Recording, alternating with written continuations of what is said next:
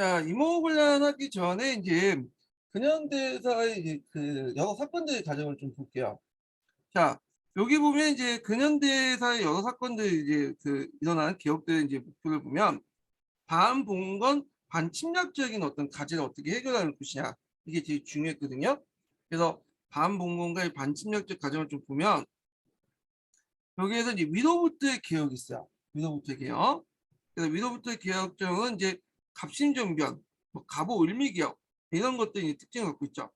그래서 이런 것들은 그 반봉건적인 어떤 성향을 갖고 있다라는 걸 좀 보시면 될 것 같아요. 그리고 이제 여기 반침략적인 개혁에서 이제 볼 수 있는 게 아래로부터의 개혁을 볼 수 있죠. 이 동학농민운동. 자, 이거는 반침략적인 성격이 있죠. 또는 위로부터 개혁 중에 그런 중에 유전척산 운동도 이게 반침략적 성격을 갖고 있죠. 예. 자, 그래서 여기는 이제 반봉건을 갖고 있지만 반침략, 반외세적 성격이 없고 여기는 반봉건적 성격도 있고 반외세적 성격도 동시에 있죠. 동학농민운동은요.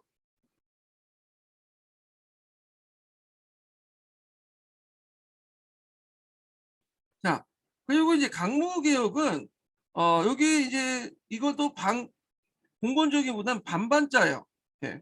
그래서 반봉건적인 성격이 있고 또는 반외세적인 성격이 있다. 반대반자죠. 그래서 요거는 위로부터 그 흐름이지만 반봉건과 반외세 이런 측면이 있다. 봉건적인 측면도 있고 근대적 경향도 있고 그다음에 외세에 반대하는 그런 경우도 있고요. 그다음에 이제 이해가 독립협회는 위로부터 흐름과 밑으로부터 흐름이 이제 합쳐졌죠. 이 독립협회는. 그래서 예국계몽 운동과 연결돼 있는데 여기는 이제 반봉건적인 성격이 있어요. 그리고 그렇지만 반외세적인 것은 좀 명확하지 않다. 네. 그래서 이렇게 이제 보시면 될 것 같아요.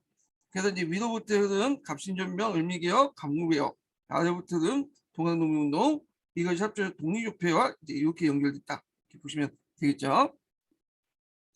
자, 그럼 이모군란을 보죠. 이모군란은 예전에 한번 기출에 나왔어요. 요 이모군란 자체가. 그래서 1882년에 이제 일어났던 사건인데 사건을 보면 1882년 6월 달에 이 99인들이 1년 넘게 이제 월급을 받지 못하다가 겨우 이제 받은 한 달치 월급을 보니까 겨우와 모래가 절반 이상 섞여 있는 거야. 그래서 마침내 이제 폭동이 일어나고 거기에 도시 하층민까지 가담을 하게 돼요.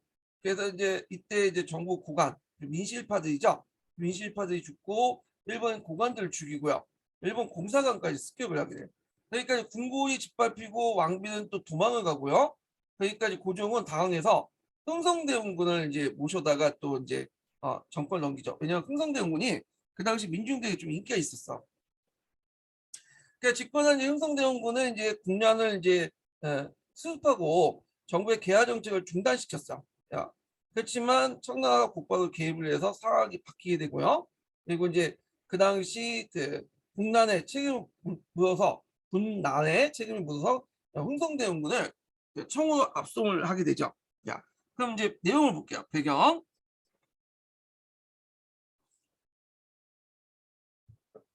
자, 개화 정책에 불만이 있죠.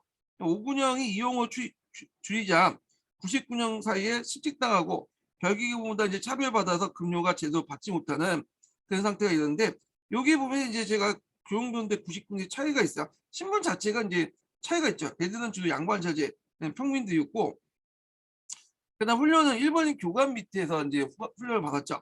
90 훈련을 받고 무기는 일본군 장총인데 반해서 90 하약총이고 고액 월급을 받는 반에서 13개 13개월 월급 밀려 있었고 그 받았는데도 불구하고 나중에 받았더니 거의 절반 이상이 모계와 겨가 섞여 있다.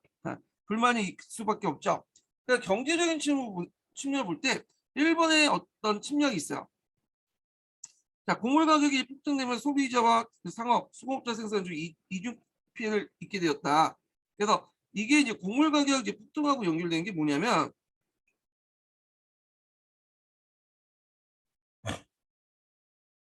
자, 이 당시 이제 곡물 가격이 이제 폭등을 하니까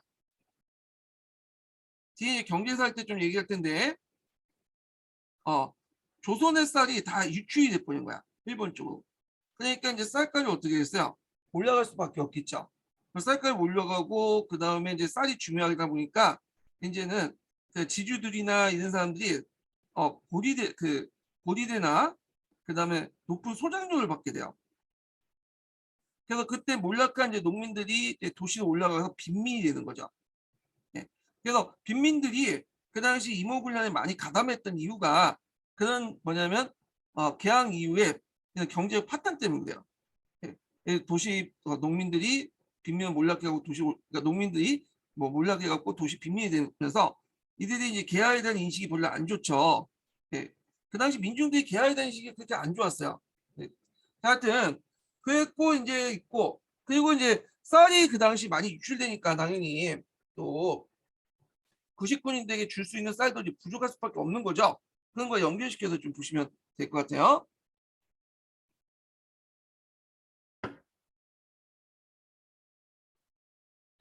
자, 그 다음에 이제 있고 그 또 그 개항 이후에 외국 상품의 유입과 쌀 유출했던 민중의 불안감. 일본이 이제 쌀이 대량 유출되면서 홍역 쌀값이 상승됐고 정치적 배경을 보면 이제 개화파 숙파 대립, 민심과 대원군의 대립 이렇게 있고요. 그리고 이제 앞에서 언급한 것처럼 구식군인들의 차별 현상이 노출이 됐던 쌀을 줄 때, 봉급을 줄 때 그 모래와 벼가 섞였던 그 사건을 도봉소 사건이라고 하거든요. 그래서 이 도봉소라는 곳은 쌀 나눠준 그 지역이에요. 선해청 창고를 얘기해요. 선해청 창고가 그 도봉소에 위치하고 있었어요. 그래서 이렇게 이제 일어났다 이렇게 보시면 돼요. 자, 전개 과정이 예전에 한번 시험문이 나왔죠. 그래서 일본 교관을 살해하고 그 당시 호시모토인가? 네, 호시모토를 살해하고 일본 공사관 스킬 민경원 살해하고 그때 대원군이 재집권하고요. 민씨는 장호원으로 도망갔어요. 장호원은 이 민씨의 고향이에요. 네, 그쵸. 친정집으로 도망갔고 그때 이제 대원군이 민씨가 죽은 줄 알고 그 당시 민씨의 그 국장을 지내기 위해서 국장도감을 설치하죠. 요거 예전에 한번 시험문이 나왔어. 민 씨는 두 번 죽었죠. 하나는 이모불란 때. 어, 실제 죽은 건 아니죠. 네, 죽은 척 한 거고. 그 다음에 이제 두 번째가 이제 뭐냐면 을미사변 때. 죽은 이건 진짜 죽은 거고요. 그래서 이제 을미사변 때는 장례식을 그 자리에서 치러지 못했어요. 2년 뒤에 이제 치러진 거야 이거는. 근데 이모불란은 민 씨가 죽었다고 생각하니까 곧바로 장례식을 치르게 되죠. 자, 요 관련된 내용이 기출문에 나왔어요. 그리고 이제 그 당시 민씨 정권이 했던 여러 가지 개혁 정책들을 도로화물탐으로 다 만들죠. 그래서 교정병들을 해산하고 통일기무함을 폐지하고 이군형을 폐지하고 오군형을 분할시키는 그런 역할을 했다. 그렇지만 이제 청나라가 이거 가만히 보고 있다가 잘못하면 이게 일본의 간섭을 불러일으킬 수 있다. 왜냐면 일본이 이제 공사관도 붙다고 등등 했잖아요. 그러니까 이제 빨리 개입을 한 거야. 그래갖고 이제 그 당시 민실파에 또 육촌도 있고 그래갖고 청나라가 군대를 파견해서 군란을 진압하고 대원군을 총으로 압송을 했다. 그때 이제 3천 명의 병력을 이끌고 들어온 그 사람이 누구냐면 위안스카이죠. 배신의 아이콘 위안스카이가 들어오게 돼요. 걔가 그래서 이제 대원군을 총에 압송한 이유는 일본의 조선 내정과 간섭을 방해하기 위해서 아니 개입을 예방하기 위해서 했다. 왜냐하면 일본이 좀 당했잖아. 일본 공사관이 습격당하고 그 다음에 이렇게 이제 하다 보니까 일본 공관이 사대되고 하니까 결국에 민씨 정권이 이제 재집권했다. 민씨가 재집권하는 게 아니라 민씨 정권이죠. 네. 자, 그 대외적 변화를 볼게요. 대외적 변화. 이게 이제 98년도 기출문이 나왔는데, 자, 일단은 여기 보면 청나라만 이제 여기 일본 이렇게 보는데 청나라부터 보죠. 청나라 영향력이 강화됐죠. 그 앞에서 설명한 것처럼 청나라 그 이몽군란 이전까지는 정통적인 조공 채권 관계였어요. 형식적인 거죠. 예. 그리고 이제 자주주의 나라는 걸 인정해줬죠. 청나라도. 근데 이때부터는 형식적으로는 조공 채권 관계지만 실제적으로는 이제 뭐냐면 서양 제국주의였던 식민 통치가 비슷한 본격적인 내정 간섭을 하게 돼요.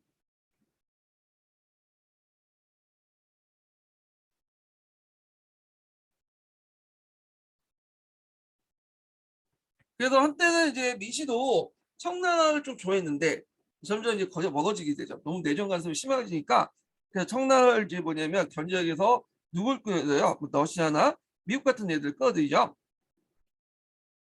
자, 하여튼 군대를 철수하지 않고 3천 명의 병력이 군사를 조선에 남겨뒀고요. 그때 이제 고문을 파견하는데 마쟁창과 멜렌도프 요 사람을 파견하죠. 그래서 마쟁창, 뭐 한국어는 마건상 한자어로 이렇게 해갖고 독일은 멜렌도프인데 요 멜렌도프는 어떤 사람이냐면 원래는 청주재의 독일 영사관을 근무했다가 이용장의 추천으로 통리 기무화문에 참여한 현판을 지냈던 사람이에요. 우리나라 와서. 그래서 이제 급진개혁파와 좀 대립을 했죠. 개혁하고. 근데 이 사람은 이제 좀 이상하게 청나라를 위한 게 아니라 뭔가 다른 나라를 위한 청나라를 위한 정책이 아니라 러시아나 이등 등등의 위한 어떤 활동을 하죠. 그래서 러시아와 이제 강화 조약을 맺을 때, 조약을 맺을 때 일년 주선을 하고 그러잖아요. 그래서 그것 때문에 나중에 쫓겨나요. 네, 여러 가지 이유로. 그 다음에 또 영국인 하트에 30명의 외국인 또 고문을 또 뭐냐면 이렇게 들어오고 그러죠. 자, 하여튼 이렇게 있고 관제 개혁을 해갖고 통리교수 통상 사무화문을 이제 만들고 통리궁국 사무화문 이렇게 두 개로 나누죠. 자, 그 다음에 군대를 이제 조직 개편하죠. 그래서 친군형 제도를 실시하죠. 그래서 친군형을 이제 설치해서 그 당시 이제 위안스카이가 군대 그 지휘권을 얻게 돼요. 군대 지휘권을 이제 장악을 하게 됐다. 그래서 조선군을 청나라식으로 군대 훈련을 시켜. 예전에 일본식으로 했잖아. 청나라식으로 훈련을 시킨다. 네. 그래서 이제 있고, 그래서 정확한 명칭은 신건 친구형이야.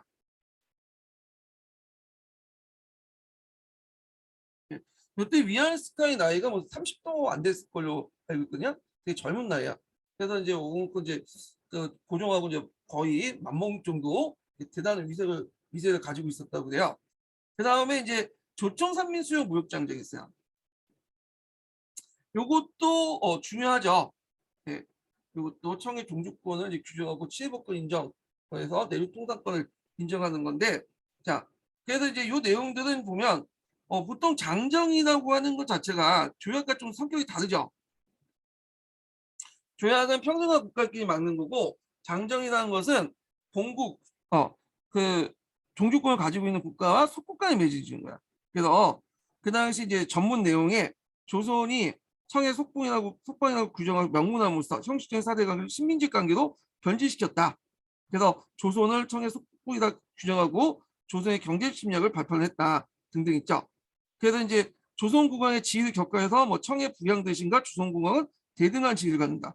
그러니까 위안스카이고 조선공항이 대등한 지위예요. 이거는 지위 격하죠. 한계 일나 그 청나라 대신이 조선국왕하고 동등한 선에 있잖아. 그러니까 조선은 상대적으로 지위가 격화된 거죠. 뭐 그 외에도 뭐 이제 등 여러 가지가 있는데 자 여기에서 뭐 절간세 그 다음에 여기 양화진 계시 등등등이 있어요. 그래서 이제 근데 이 관련된 내용이 좀 약간 설명이 부족해. 그래갖고 요거는 관련된 내용을 볼게요.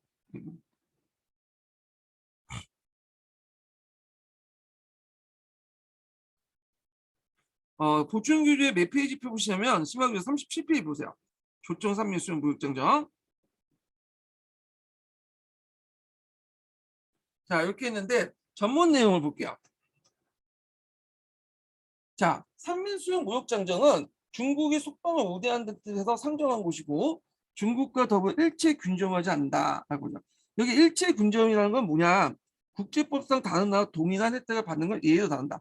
그러니까 체육 대우를 적용하지 않는다라는 거죠. 다른 나라.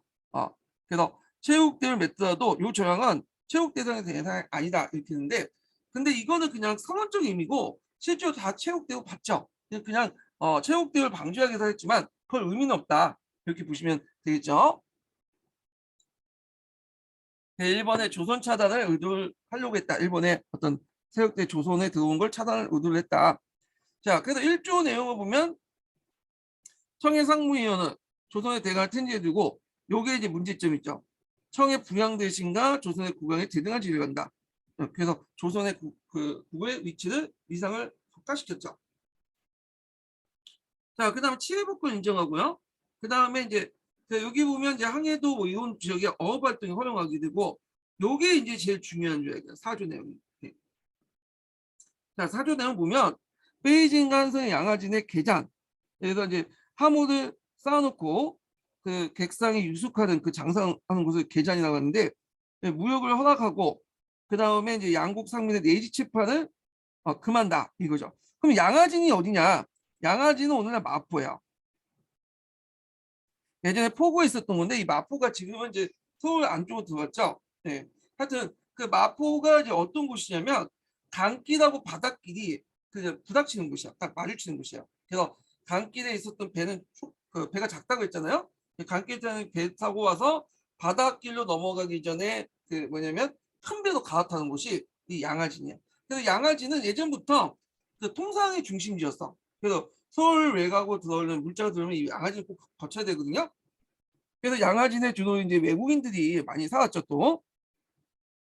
자, 하여튼 이때 이제 양화진까지는 뭐냐면 통상 수교가 돼. 여기까지 이제 중국인 청나상인들이 들어갈 수 있어요. 근데 내지치파, 그러니까 양화진 쪽 안쪽에 들어갈 경우에는 그 지방에 가서 할 경우에는 그만 써. 다만 예를 뒀죠. 이 예가 중요해. 예만 다만 예로 내지치파에 필요할 경우는 지방을 허가를 받아내고 받아야 한다. 상무위원과 지방과의 반응을 호조, 영향권을 받을 경우 토화를 구매할 수 있다라는 게 있어요. 그래서 이게 예의 조항이거든요. 예의 조항. 근데 시간이 지나면서 이 예의 조항이 원칙이 돼버린 거야. 그래서 자연스럽게 내지 통상권을 금지했지만 내지 통상권 인정을 받게 되죠. 요게 조약 내용에서 이제 좀 문제 그런 게 보이는데, 자, 요게 지방 간의 허가서를 받아야 된다. 그리고 뭐 상무위원과 지방간이 발행한 호조를 받을 경우에 토할할 수 있다. 자, 지방간이나 상무위원, 지방간이나 상무위원 이런 사람들은 다 청나라가 영향이 있죠. 청나라가 영향력을 행사할 수 있잖아. 그 당시 청나라가 내정 간섭기였기 때문에 지방간이나 상무위원들 뭐 여기 다 청나라 입김에 의해서 움직이는 사람들이에요. 그러니까 실제적으로는 뭐야? 허가서 그냥 그렇게 검토 없이 그냥 찍어내는 거죠, 그냥. 그러니까 실질적으로 이제 형식적 허가서 갖고 이제 하는 거고, 토와 상품을 구매할 수 있다. 그럼 여기에서 이제 뭐 구매는 되고 그러면 판매는 안 되겠어요? 구매만 가능하고 판매는 없죠. 근데 판매가 없다고 명시되지 않았잖아. 구매를 했으면 당연히 자기 물건을 팔 수도 있는 거지. 암묵적으로. 그러니까 구매할 수도 있고 판매를 할 수 있는 거야. 그래서 명시는 구매를 했지만 실제 판매까지 했다. 판매가 금지하는 조항이 없기 때문에. 그래서 이 조항이 실제 내지통상권을 인정한 거다. 이렇게 보시면 돼요. 그래서 조약을 보실 때 아까 얘기했지만 내용도 보아야 되지만 실제 그것이 어떻게 해석되고 어떻게 적용되는가도 같이 보셔야 돼요. 그래야지 이게 이해가 돼요. 자, 그러니까 이제 일본 일정 때는 일본도 거주지 무역을 좀 벗어나려고 했어요. 예. 그런데 이제 이게 이제 걸림돌이 된 거야. 거주지 무역을. 네, 잘 안 되니까. 그러니까 이제 여기 곧바로 이제 1883년에 조일통상 조약을 개정하고 나서 체육대를 얻고 요 내용을 그대로 이제 뭐야 받게 되죠. 그걸 그대로 적용돼서 일본도 자연스럽게 내지통상권을 얻게 돼요. 조일 통상조약 자체에 그런 내용이 금지됐지만 실제는 얻게 됐다. 이렇게 보시면 돼요. 네.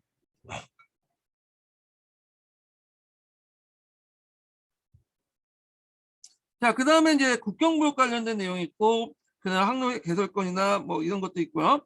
그 다음에 등등 있고, 자, 그래서 이걸 통해서 이제 조선은 이 책의 배경은 조선은 이 밀무역과 청군 어민들의 행포를 단속하고 일반의 경제 침투를 견제하는 목적이 있고, 청나라는 조선에 대한 종주권을 강화하는 목적이 있다.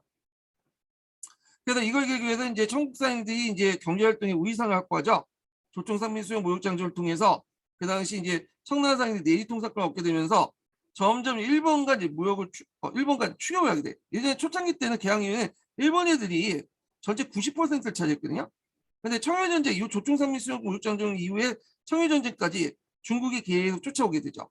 그래서 무역 비중을 보면 대개 보면 청나라가 45, 그 다음에 일본이 이제 물러나서 55 이렇게 해갖고 이제 진출한다 이렇게 보시면 돼요. 물론 이제 다시 청일전쟁 이후에 청나라가 다시 쫓겨나고 이제 내정 관계 또 90% 넘어가게 되지만 일본이 독점 체제 유지되지만 자 그래서 형식적으로 사대 관계를 맺고 있지만 식민지 관계를 했다. 실제 종속 관계를 변질됐고 그래서 이제 그 제일 중요한 게 이제 내지 통상권 허용되면서 거주지 무역을 탈피했고요. 체육대회에 따라 외국 상인들에게도 적용돼 시장이 개방됐다.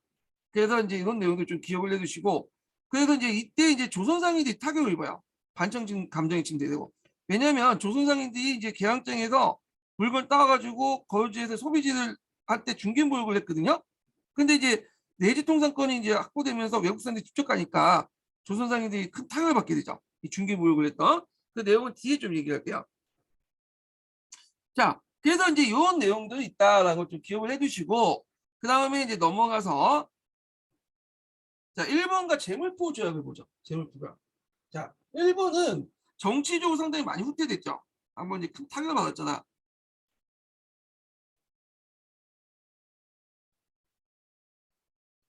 그래서 경제적 침략을 이제 뭐냐면 강화시키는 정책들을 하게 되는데 자, 그래서 맺어진 게 재물포 조약이에요. 재물포 조약. 재물포 조약 내용에 이제 볼게요. 이거 사료가 안 나와서 사료 보면서 얘기하는 게 낫겠죠.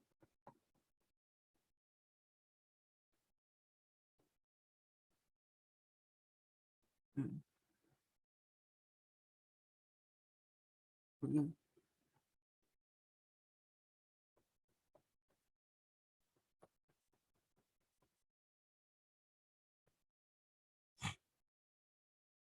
자, 여기 보면 사료 보면 주 내용에 보면 대상금 지불 그다음 일본군 주둔 왜냐하면 일본 공사관이 불탔으니까 호위 명목을 주둔했고 그다음 박용을 이제 파견했는데 제목부 조약을 그때 뭐 태극기를 사용했다는 주장도 있어요. 뭐 조미수호 통상 조약 때 체결했다는 설도 있고 1조 내용을 보면 범인 체포와 관련된 내용이고 그 당시 이제 공사관 불타고 없어지고 뭐 일본 고관이 죽었잖아요.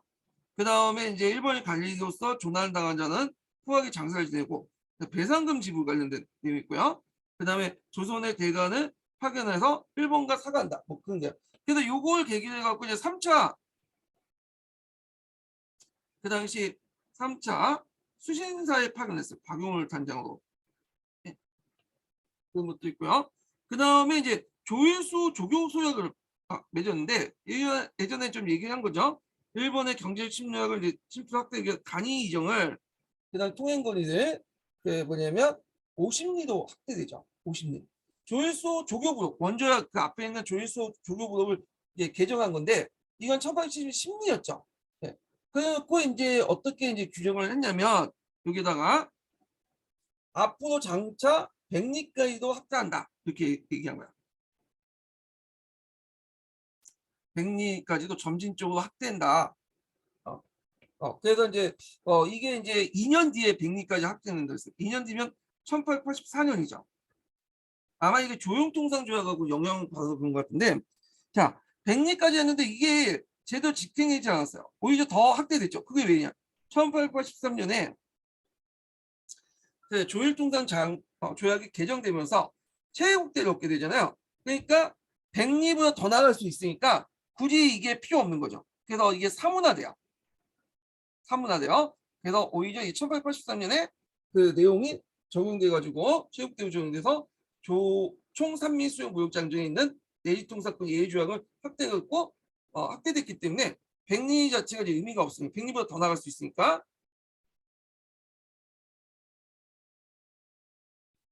그래서 이제 이런 내용도 좀 기억을 해두시면 될 것 같아요. 근데 일부 책에서는 교과서에서 마치 조일수 조교수학이나 그 당시 또 이제 뭐냐면 조용통상 조약 때문에 내리통상권 얻었다는 식으로 기술이 됐죠. 해당 교과서인가 그럴 거야.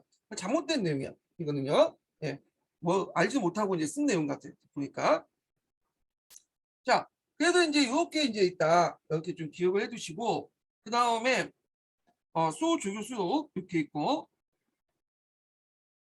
일본의 조선 여행을 허용하고 이런 내용이고 백리지만 실질적으로 이게 적용이 잘 안 됐죠. 이미 1883년에 체육대우를 얻게 되면서 조총 산미수용 무역장정의 어떤 내지수 그 통상권을 얻게 돼요. 그래서 그 의미는 없어졌어. 이거는 자, 그래서 그 결과 일본군이 조선에 주둔하게 되고 일본 관료와 상인제 활동 영역이 넓어졌다.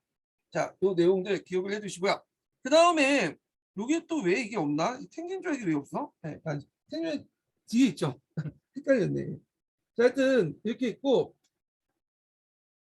자, 조선 국내부는 사제당이 등장하죠. 그래서 다시 정권 본격적인 민실파가 정권을 지키고 청의 간섭을 받아들였고요. 근데 너무 이제 하다니까 간섭하니까 이제 이거에 대해서 반발을 할 수밖에 없겠죠 또. 자, 개화파 분열 보면 이제 민실파가 청에 의존하는 사대당으로 변함으로써 공공개혁파와 이제 급진개혁파가 분열된다. 공공개혁파는 여기 이제 민시정권과 연결되죠. 그래서 사대당이라고 하고 급진개혁파는 그 청의 내정 간섭을 반대했던 사람들이죠. 자, 그리고 이제 고종의 개화 의지가 더욱 강력해지는데 그걸 볼 수 있는 것이 이제 앞에서 언급했던 내용 척합비를 다 폐지시키죠. 자기 아버지가 세웠던 척합비들 다 철거시켜버려. 이 사람이. 네. 그래갖고 이제 이런 것들 좀 기억을 해주시면 될 것 같아요. 자, 그래서 이 임오군련의 근대사적 영향 이런 걸 좀 볼게요. 이게 98년 기출문제에 나왔던 건데 자, 여기 보면 이제 여러 가지 의견이 있지만 이제 통론이라든지 뭐 여러 책을 참조해 갖고 적어 놓으신 것 같아요. 자, 민중이 이제 정부의 잘못된 그 개화 정책과 일본의 경제 침략이 정했다는 점에서 의의가 있죠. 정부가 국내 정책 개혁의 필요성을 느끼게 됐고, 자, 임오군란의 계기로 해서 조선을 둘러싸고 청일 간의 대립이 본격화하기 시작했다. 6.1주는 중국과의 정근대적 조공체제 유지와 1880년대 일본 서구 열강과의 근대적 관계를 전립을 뭐라고 있는 양절체제라는 용어를 썼어요. 그는 조선이 비록 청국과 조공관계에 있더라도 외국과 교섭이나 자주권 행사할 수 있는 독립자주권 영역에 속하다고 주장한다. 근데 이게 왜 임오군란의 역사적 의의로 이렇게 들어가는지 모르겠는데 요거는 6.1진의 이제 생각이고 요건 관련이 없는 것 같아. 갑자기 요게 들어갔는데 아마 이제 그 성격에서 그 조공체제 유지하면서 침략적 성격을 갖고 있다 이렇게 하는 거서 연관시켜서 이걸 낸 것 같은데 요거는 좀 그래요. 네. 그래서 이거는 좀 다른 식의 이제 해석인데 일단 요거는 제껴두고 나중에 제 편집을 할게요. 제 걸 이제 좀 볼게요. 자, 의의를 이제 보면 국내 정책 개혁의 필요성, 외세 투쟁의 필요성 자각하고 새로운 격분의 시대에 여는 방안점 역할을 했다. 그리고 이제 민중들이 같이 참여했죠. 항촌 조직과 군대 조직을 통해서 조직적인 세력 분열을 발전시켰던 대규모 사회운동이었고 민중들의 어떤 사회변화 요구가 정당 세력들과 정치 차원에서 실현했다. 그래서 나름대로 그 개화 정책들 처리시켰잖아. 예. 근데 문제는 한계도 있어. 이들이 이제 뭐냐면 조직화 시켰다고 했지만 구심점을 제대로 못 잡았죠. 대원군한테 정권을 넘겼잖아. 그러다 보니까 이제 대원군이라는 사람이 우리 역사를 맥락을 볼 때 그렇게 근대적 인물은 아니죠. 그래서 일단 뭐 자기 스스로 어떤 근대적 이념을 포출시키거나 그런 것보다는 대원군한테 넘겼다. 이런 것도 좀 한계가 있어요. 이런 것들.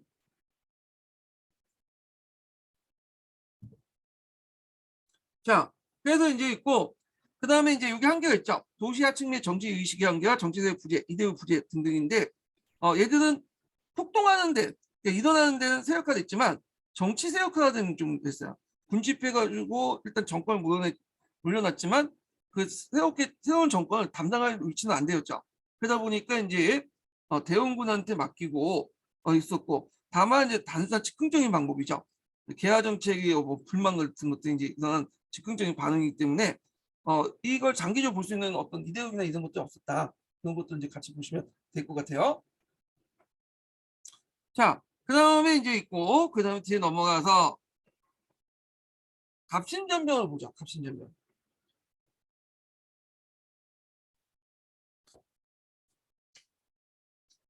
자, 갑신전변은 1884년에 있어요.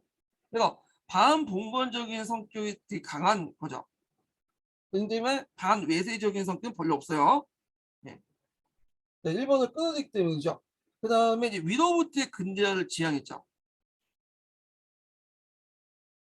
그래서 거기에 참여했던 사람들, 급진개혁파들은 어떤 사람이면 노동 명망가 출신들이에요. 그러니까 이제 가만히 있어도 출세를 할 수 있었던 사람들이야.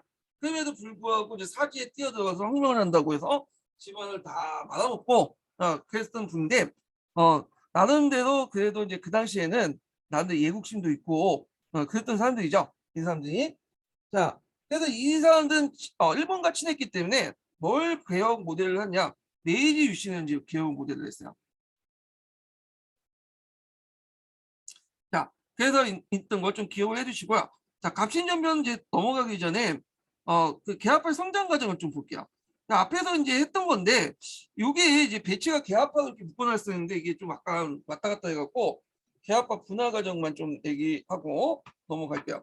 이게 내용이 좀 약간 보충 설명이 좀 필요하거든요.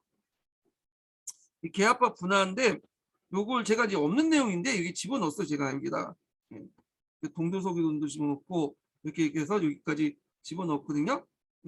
보충해서 집어넣는데 다듬고 그래서 이거는 제 교재로 좀 할게요. 여기 내용이 좀 부실해. 네.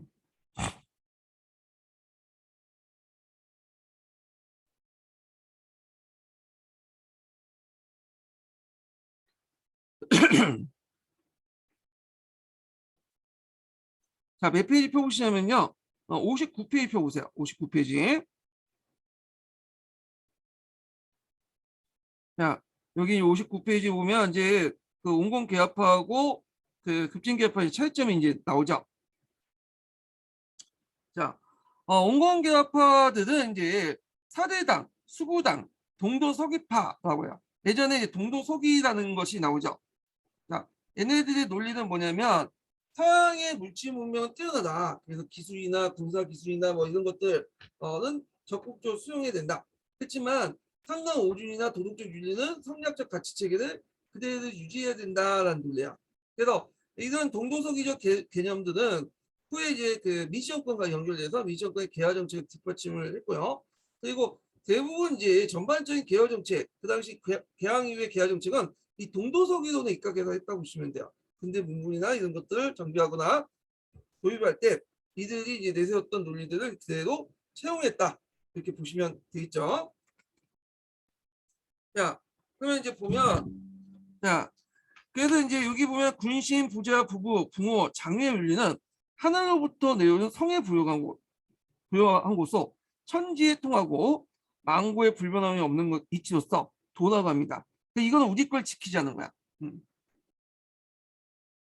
그렇지만 배나 수대, 무기, 농기기는 백성이 평안하고 나라에 이익이 되는 걸 모두 바깥에 드러나면서 기지 도가 아니다. 자, 그래서 이 기는 요거는 도지만 우리 걸 지키는 성리학을 지켜야 되지만 요거는 도가 아니고 기기 때문에 서양 걸 뭐냐면 지키자. 서양 걸 받아들이자. 이렇게 하죠.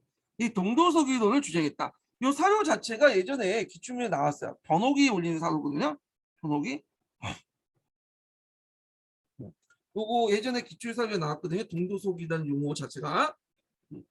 법과 제도를 받아들일 수 없고 서양에 발달된 기술과 과학기술과 삼국 제도를 수용 자강을 하자. 그래서 서양 침략 극복을 주장했고 정부의 개화 정책을 했고 그다음에 또 멜레노프의 주장처럼 당호동 주장을 또 했죠. 그래서 대표적인 사람들이 뭐 최한기, 박규수의 영향을 받아서 김유신, 신기석 이런 사람들이 이제 선도 형성됐고요. 그다음에 얘네들이 이제 주장했던 게 양절체제도냐. 이 양절체제 외교도는 그 당시 이제 그 누가 주장했냐면 유길준이라는 사람이 주장했어요. 유길준. 자, 유길준은 좀 약간 좀 색채가 모호한 사람이에요.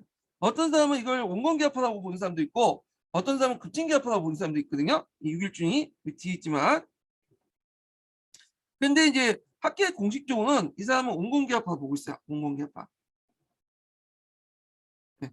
다만 급진개합화 요소가 좀 강하죠. 왜냐면 요 얘네들이 유기준이 급진개합파 얘들하고 이제 좀 친하게 지냈어요. 그래갖고 이제 갑신전분 이외 오해를 샀죠. 그래서 한때 가택 연금을 당했잖아요.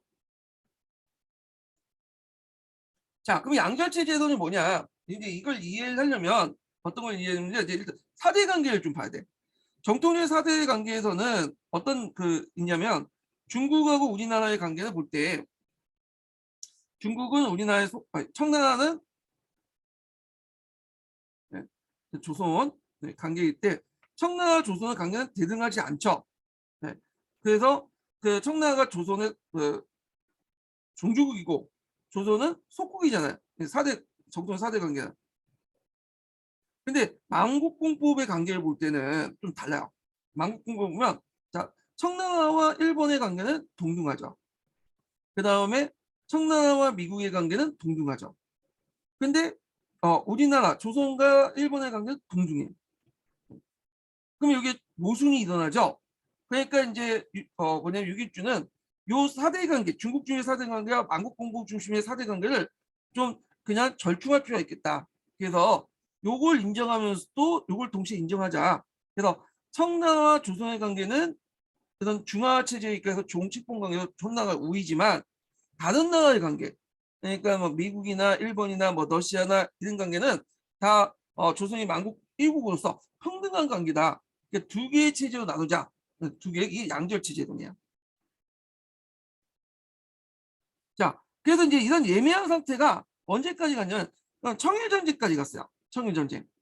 그래서 주로 이제 동도서기동자가 이렇게 주장했던 사람들 외교 관계는 이런 정통적인 어떤 조공치권 관계와 그다음에 평등한 만국공국 체제의 어떤 뭐냐면 그 정복시킨 양절 체제론이다. 이렇게 보시면 될 것 같아요. 양절 체제론. 자, 그 다음에 이제 이런 내용이고 동도서기로는 이제 중체서인이나 일본의 하옥량제가 좀 비슷한 개념이죠. 그러면 일본사 할 때 좀 얘기하고요. 중국사 할 때. 자, 중심 인물도 여기 쭉 있죠. 김홍지 뭐 이런 사람들이 이제 중심 인물이에요.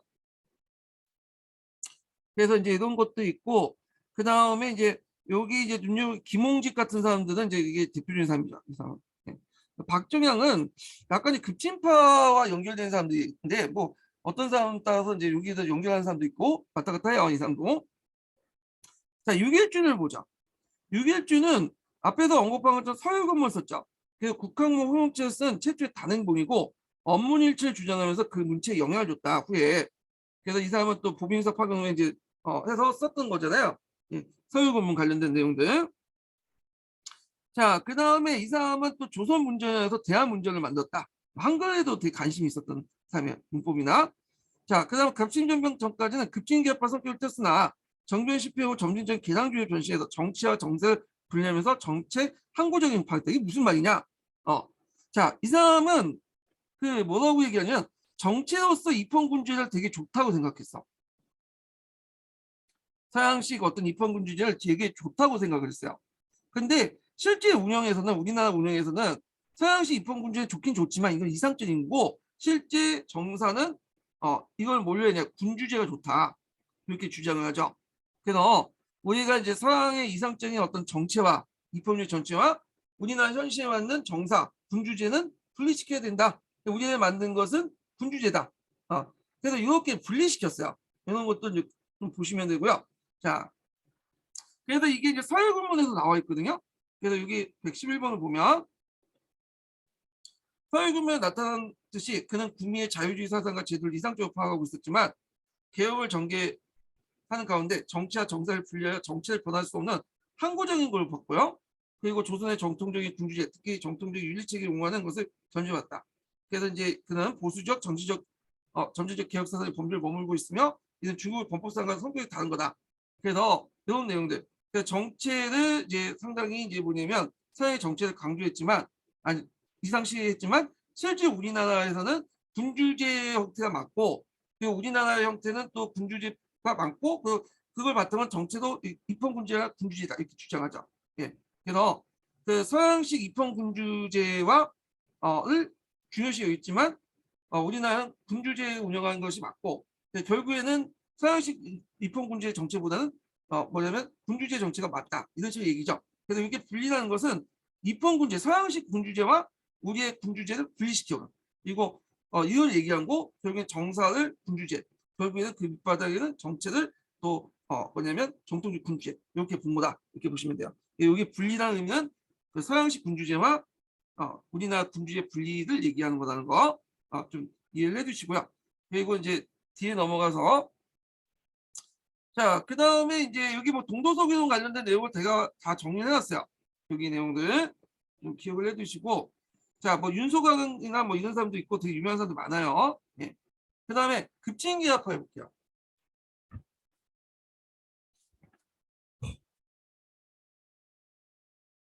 자, 급진기아파를 독립당, 개아파, 범법 자각론, 또 1번당이라고 해요. 또 1번당. 자, 이렇게 불려졌던 건데, 자, 이들은 범법 자각론, 그러니까 이거는 중국하고 이제 연결돼서 보시면 돼요. 중국의 범법 자각 운동이 과학기술뿐만 아니라 법과 제도를 받아들인 거잖아. 메이지 유신도 그렇고. 그래서 이제 그 과학기술뿐만 아니라 법과 제도를 서양권 수용하자. 그리고 신분제 사회개혁에서 양반 신분제도를 즉각적으로 폐지하자. 이렇게 이제 주장을 했던 거죠. 자, 그래서 이제 있고 이게 대단한 주장인 게 뭐냐면 그들 스스로가 뭐냐면 노동 명망가 출신이고 조선사회 신분제 정점에 있었던 사람이야. 근데 이런 자신의 기득권을 벗어나서 그런 얘기를 했다는 게 상당히 뭐냐면 대단한 거죠. 자, 외교론에서 이제 청의 종속을 벗어나서 앞에 이제 그 유기준 같은 경우에는 이제 종속되자 이런 내용이잖아요. 양교체제도에 입각해서 이제 이걸 이제 벗어나서 얘는 다 생각이 달라요. 만국의 일국으로서 조선의 독립적 위치를 자유롭게 하려고 했다.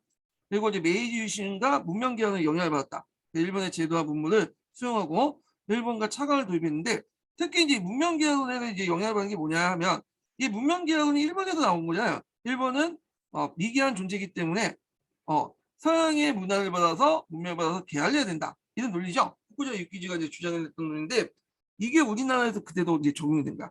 조선은 미개한 나라다.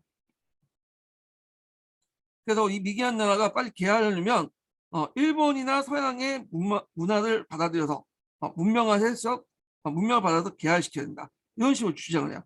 근데 이제 그것이 급진개혁파의 주장이고 온건개혁파의 주장은 좀 다르죠.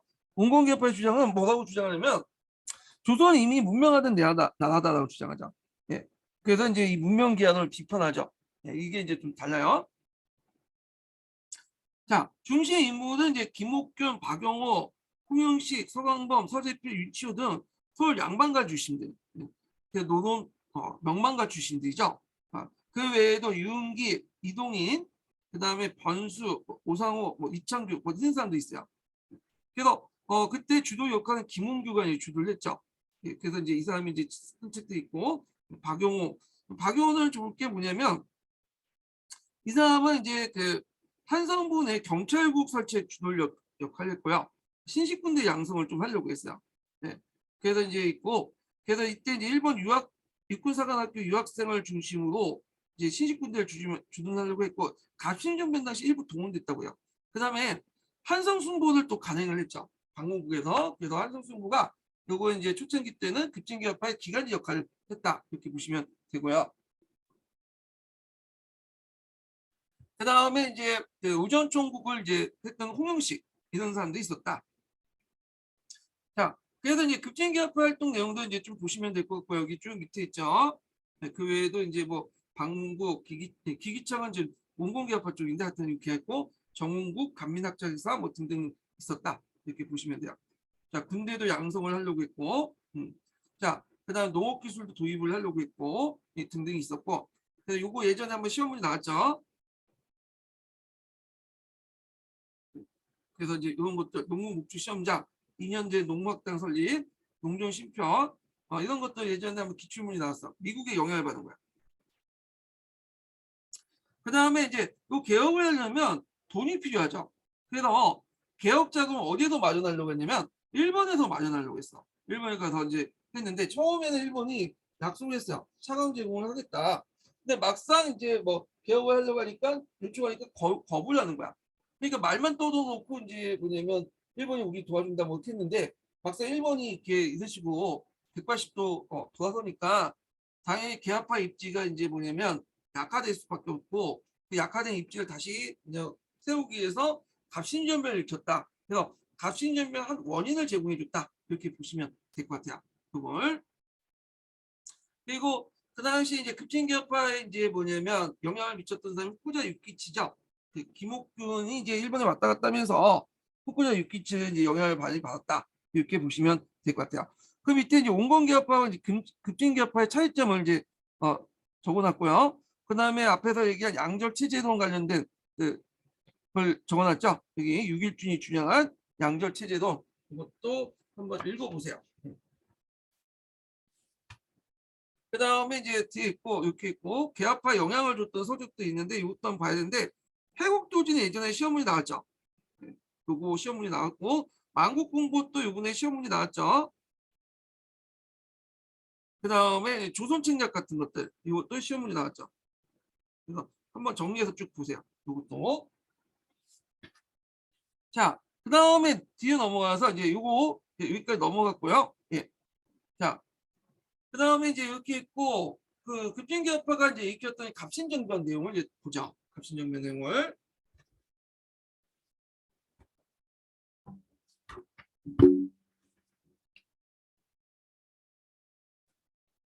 자, 갑신정변은 이제 반봉건, 반외세적 성격이 있고, 위로부터 근대화 운동이 성격을 띠고 있다고 했어요. 이 배경을 보면 개화와 정책의 후퇴를 볼게요. 급진개혁파들은 방문국을 설치해놓고 신문을 발행하고 한성수 보죠.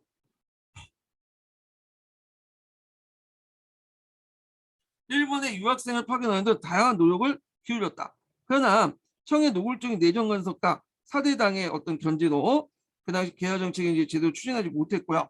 거기에다가 이제 급진개혁파의 입지가 축소되죠.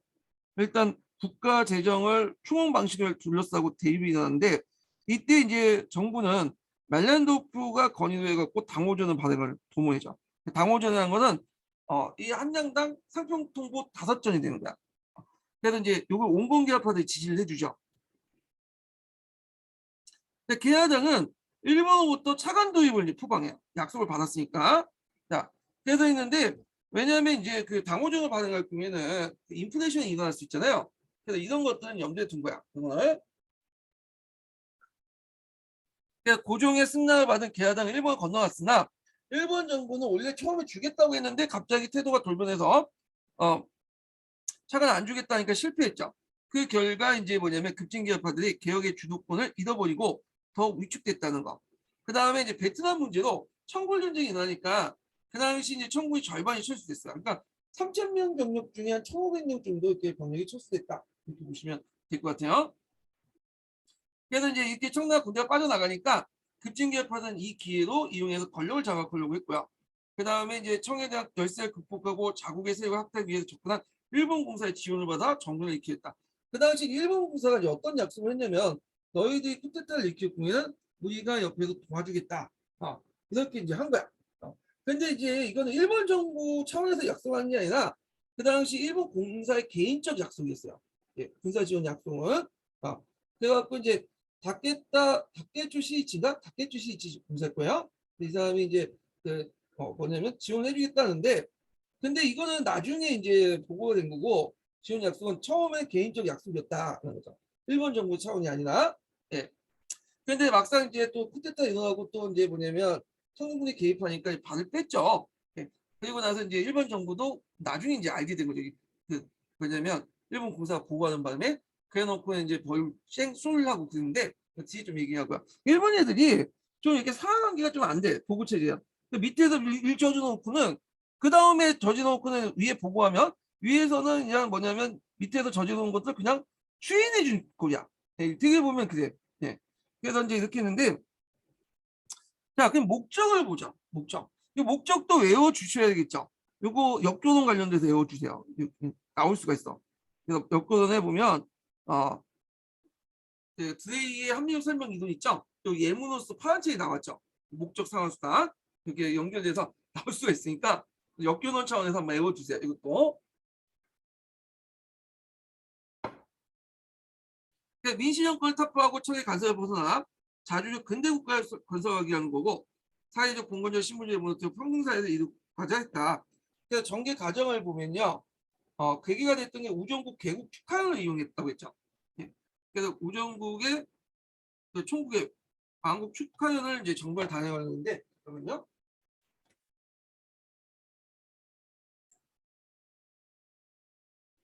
우전총국 왕국 축하연을 정부를 이제 간행을 했죠.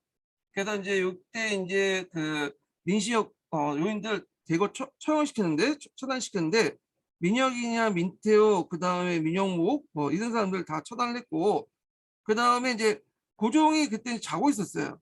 고종이 이제 약간 이제 뭐냐면 야행성이 좀 있었고 나사가 많이 잤거든요. 그래서 이제 고종을 깨워가지고 청종이 이제 서울에 습격했다. 속이고 조선군의 일부와 일본군의 호위 속에서 이제 창덕궁에서 그 경운궁으로 옮겼어요. 경운궁. 네, 경운궁. 그래서 경운궁 옮겼는데 경운궁 위치가 잠깐만요. 경운궁 지도가 있는데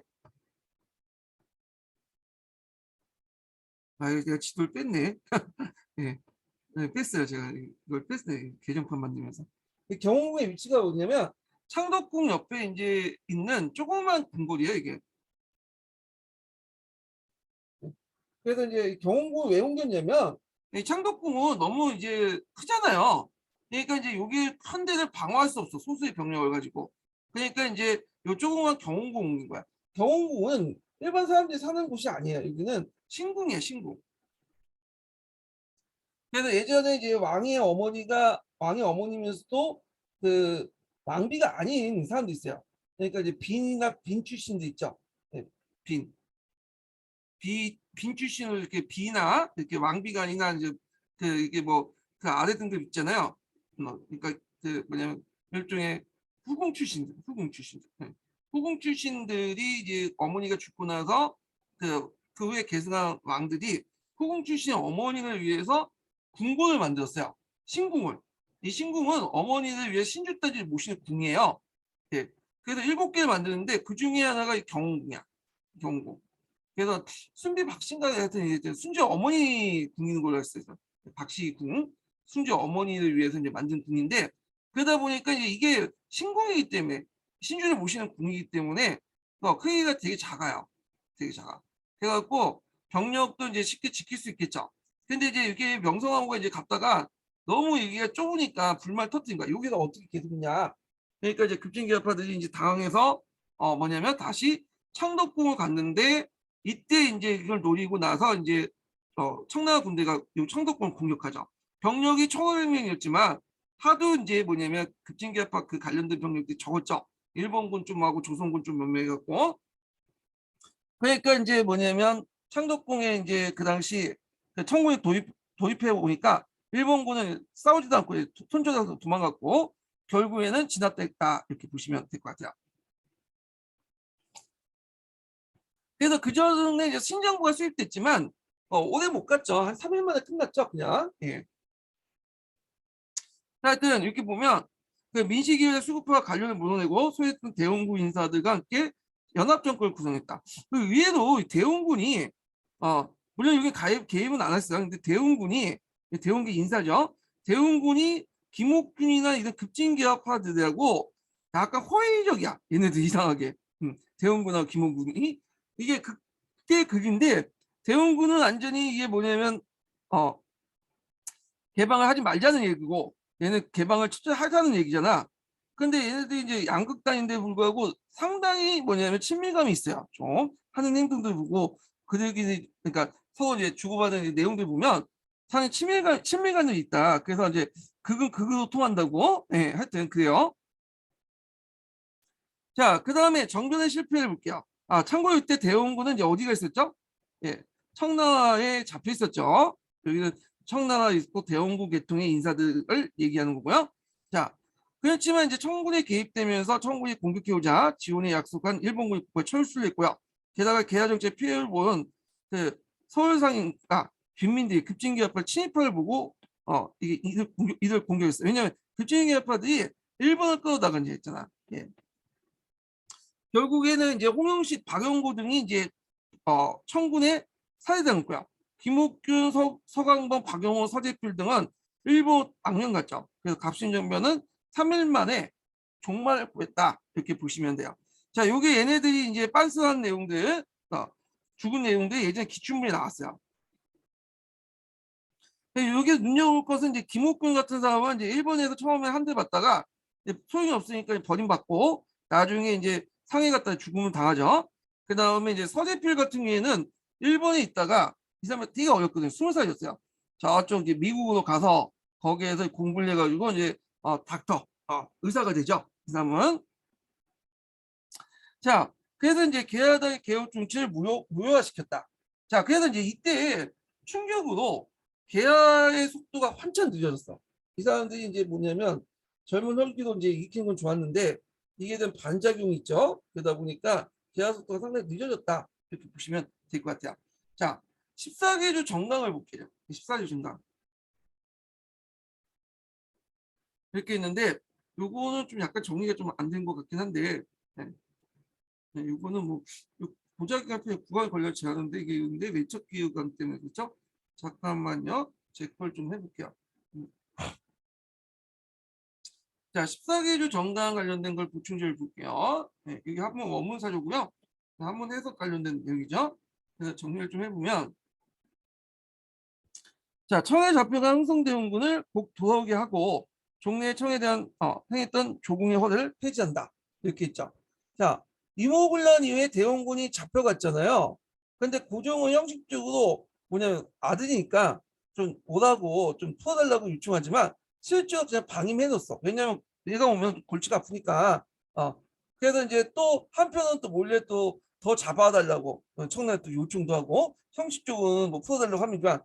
또 밀설 보내서 얘 좀 아버님 좀 거기에 있게 해주세요. 막 이렇게 요청도 하고요. 예.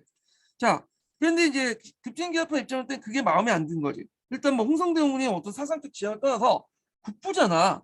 아버지의 그러니까 왕의 아버지잖아요.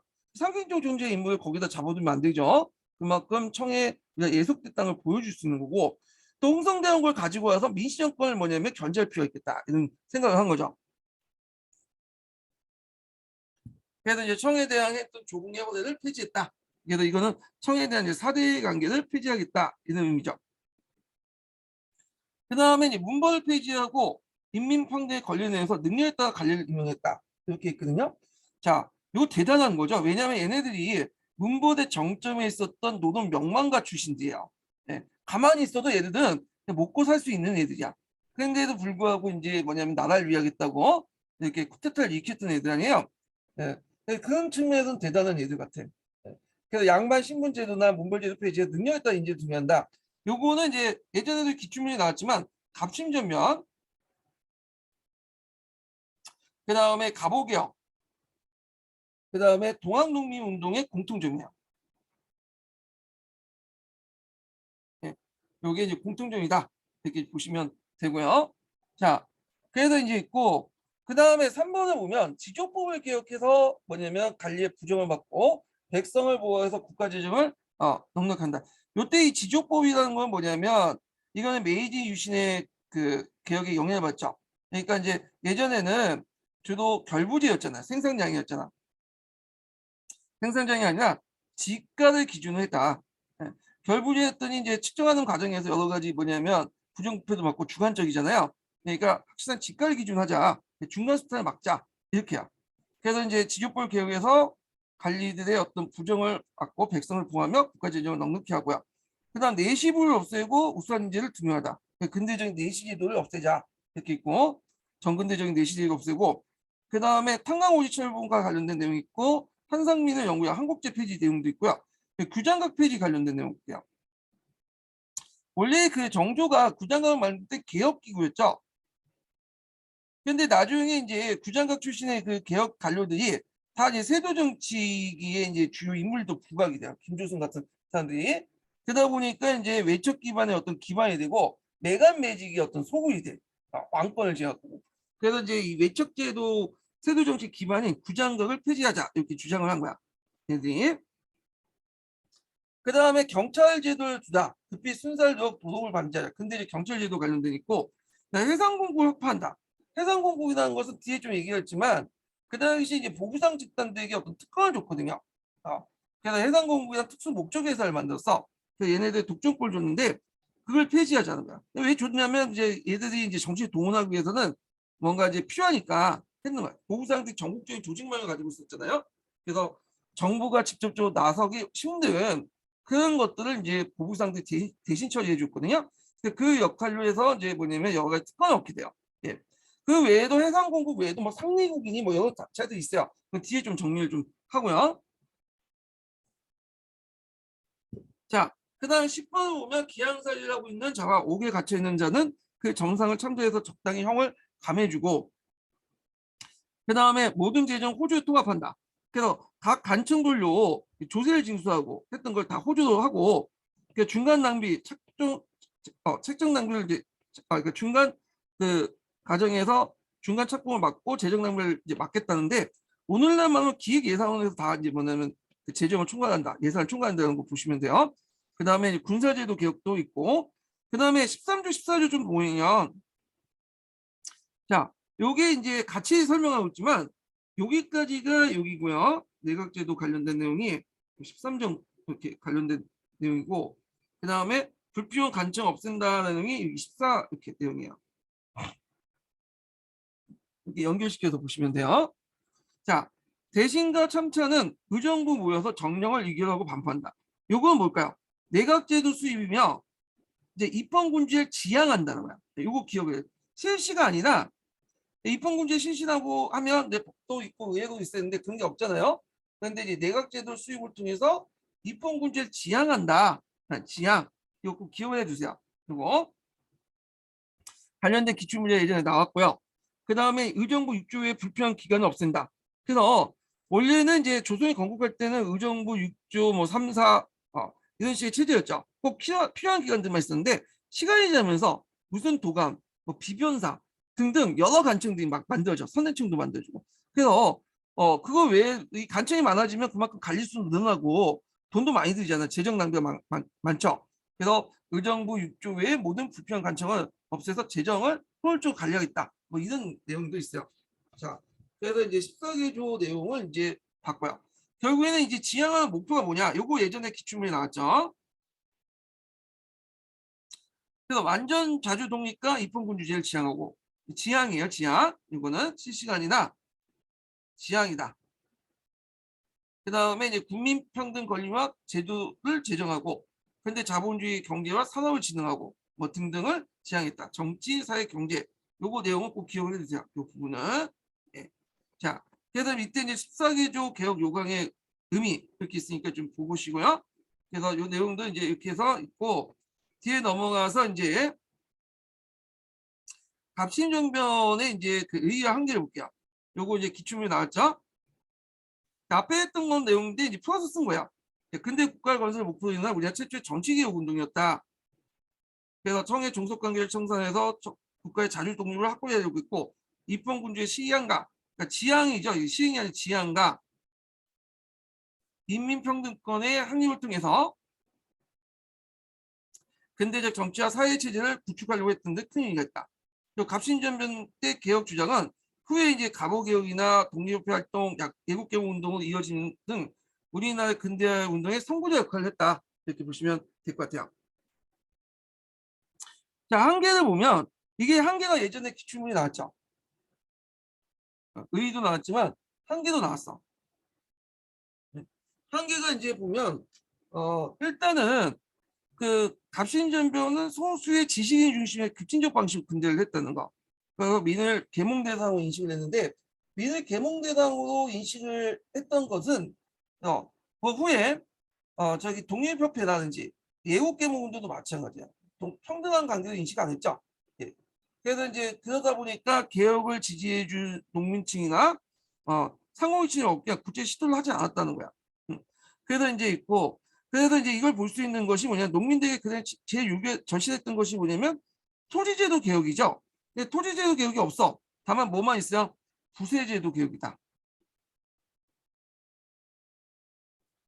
부세제도 개혁. 그래서 지조법 같은 부세제도 개혁만 중점을 했다. 그래서 지주정의를 철폐하는 대신에 부세제도 개혁만 중점을 뒀다. 그 이유가 뭐냐면 지주의 자식들이기 때문이죠. 이들은 정치적으로는 깨어있을지도 몰라도 돈 문제는 또 다른 문제죠. 네, 돈 문제는 진보를 내걸었더라도 다 부동산 투기하고 주식 투기하고 비트코인 주식 투기해서 돈을 벌잖아요. 여기 연결해서 보시면 돼요. 이게 그 결정적으로 이들이 좀 실수했던 게 뭐냐면 일본을 끌어줬어. 네. 그 당시에 일본이 우리나라를 이제 침략하기 전이고 이제 먹기 전이니까 약간 이제 그런 생각이 있겠죠. 일본을 끌어들여서 이제 뭔가 우리가 해보겠다는 생각이 있어 보면 친일파의 의미지만 후에 만든 친일파하고 달라요. 나라가 넘어갈 때 친일파하고 얘네들은 아직 모르는 상태에서 그런 일본을 좀 끌어들이는 상태였죠. 일본이 이제 우리나라를 먹었다고 생각하면 좀 약간 손절할 수 있었겠죠. 근데 이 사람들이 뒤에 미래의 사건을 잘 모르니까.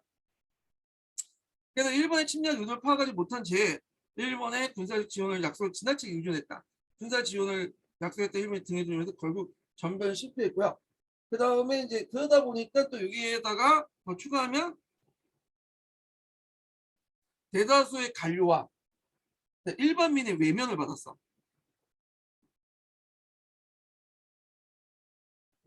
그래서 이 내용들 보시면 되고, 근데 여기 참여했던 사람들 보면 후에 또 친일파가 많이 빠진 사람도 있어요. 네. 그런 것도 좀 기억을 해주시고, 자 아까 이제 그때 갑신전변 때 활동했던 인물들 여기 있거든요. 이게 10년도 기출문이 나왔어요. 활동 내용이 예전에 한번 나왔기 때문에 좀 볼게요. 자, 이 김옥균인데 이 김옥균은 이제 그 당시 이제 민주정권과 대립을 했죠. 대립을 했다가 나중에 이제 일본에 망명 갔고요. 그리고 나중에 일본이 이용 가치가 없으니까 냉대를 받다가 또 홋카이도나 뭐 저쪽 외딴섬에 또 연금도 당하고 그래요. 게다가 이제 김옥균이 1894년에 민주정권 후원자 이용작을 설득하기 위해서 처음 갔다가 암살당한다. 네, 이렇게 보시는데 그때 이제 그 암살당할 때 암살에 누가 했냐면 홍종호인가? 네, 홍종호인가 그랬어. 홍종호. 이 사람도 이제 활동 보수는 아니에요. 이 사람도. 이 사람도 개화를 지지했던 사람이고 우리나라 최초의 프랑스 유학생이고 그러거든요. 그래서 나름대로 이제 생각을 갖고 있었는데 김옥균은 별로 안 좋아했어요. 김옥균 같이 급진개혁파처럼 외국을 끌어다가 뭐냐면 개혁을 하는 것보다는 왕실을 보증을 받들고 왕실을 이제 뭐냐 받들어가지고 거길 중심으로 개혁을 하자고 하는 사람이야. 예. 그래서 이 홍정우가 이제 야구 이제 접근해서 김옥균을 꼬셨죠. 이홍정을 설득을 해보자. 그러다가 이제 뭐냐면 청나 갔다가 홍정한테 암살당하고요. 예, 낮잠 자고 있었는데 총리에 맞았다고 그래요. 그래서 결국에는 시체가 저쪽 우리나라 갔다가 양아진에서 완전 토막을 내가지고 능지처참하죠. 예. 그래서 이제 이렇게 했는데 자, 하여튼 이렇게 해서 있고 그다음 김홍집인데 이 김홍집은 이제 뭐 갑신전변 때 이제 공공개파에 있었던 사람이죠. 참여는 안 했고 여기서 이제 집어넣은 것 같은데 하여튼 이제 있고 어용중도 이제 뭐냐면 요 갑신전변 때 그 반대편에 있었던 사람이고 민영이 또 이제 그 당시 활동했다가 이때 이제 부상을 입었고 일사조약 때 강제 체결되니까 중국 상하이에서 망명을 했고 등등 있고요. 그 다음에 이제 박용호가 있죠. 박용호는 이제 앞에서 이제 한성순보 이렇게 발간을 했던 그런 사람들인데 요거 뭐 업적들 좀 보시면 될 것 같아요. 관련된 내용들. 그래서 요거 예전에 한번 나왔으니까 좀 기억을 해두시고 예.